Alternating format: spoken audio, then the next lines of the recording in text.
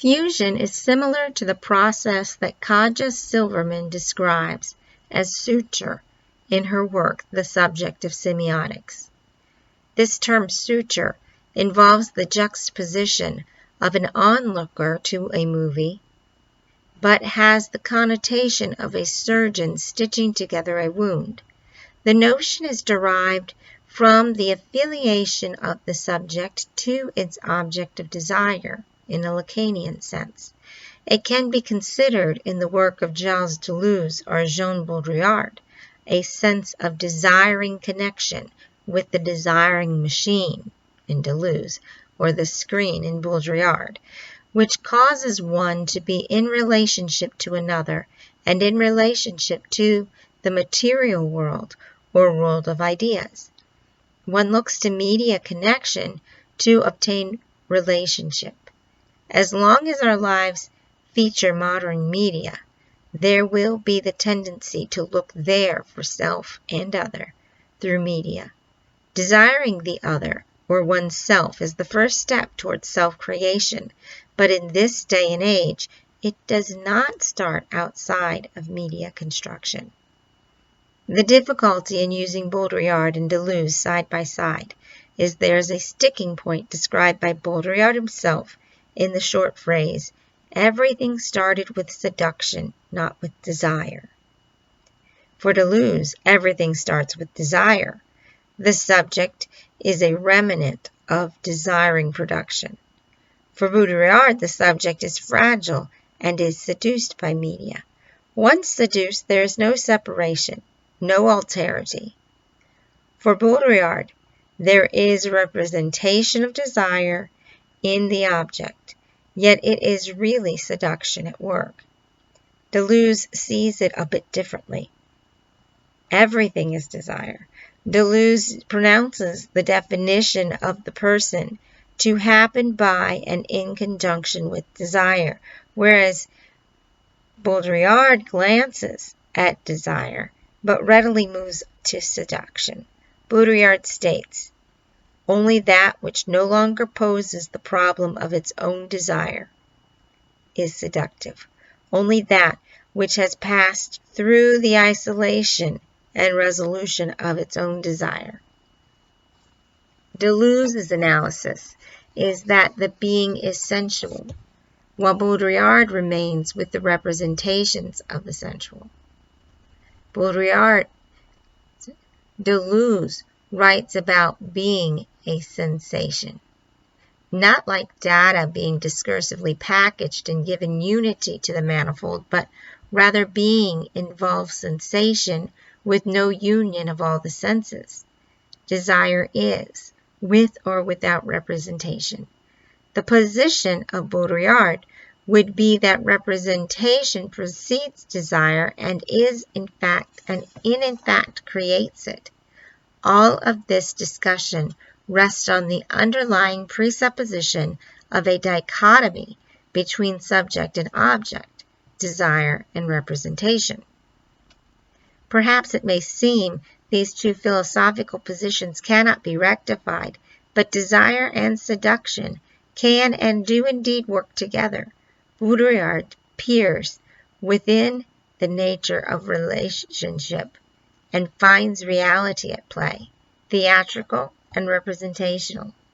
This comes during an effort to reconcile the subject and the object. Baudrillard finds our knowledge of this nature of reality is a decline, a death proportional to entropy, a death of reality. For Deleuze, the expression of desire is a process that is alive with connotations, with certainty, seriousness, and solemnity. Baudrillard propounds that the world is the radical impossibility of a real presence of things or being, their definitive absence from themselves. Baudrillard extends that notion by writing, we are not exactly present to ourselves or to others. Thus we are not exactly real for one another, nor are we quite real to ourselves. And this radical alterity is our best chance of attracting and being attracted to others, of seducing and being seduced, put simply, our chance at life. Baudrillard also stresses this matter of seduction the individual is exposed to when viewing or participating in media. He states in the following fashion: in our philosophy of desire, the subject retains an absolute privilege, since it is the subject that desires. But everything is inverted if one passes on to the thought of seduction. There is no longer the subject which desires. It's the object which seduces. Everything comes from the object and everything returns to it, just as everything started with seduction, not with desire. According to Baudrillard, the meaning-making apparatus is seductive. Baudrillard asks, is it not rather the seducer who is seduced, and does not the initiative not revert secretly to the object?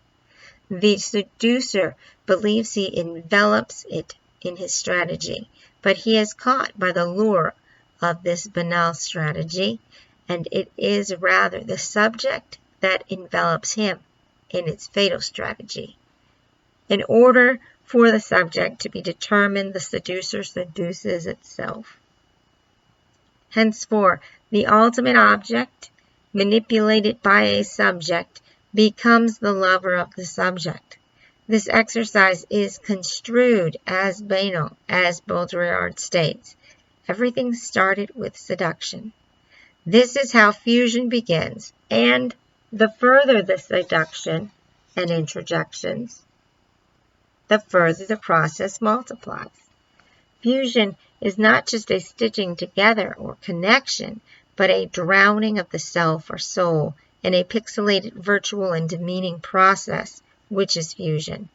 By watching the screen everywhere one goes, they become enmeshed with media process, and the subject is taken over. In fusion, there is no new subject or object, but only the activated field of non-distinction. If the object is the seducer, he must be behind the curtain. What manipulates the pixels? Media are the objectifiers par excellence, which seduce the other through the manipulation of the other as object. Deception and seduction administer this virtual love. Is desire self-fulfilling, or are the masses further and further seduced by the pixelated age into a deception? Is this where our desire is leading us?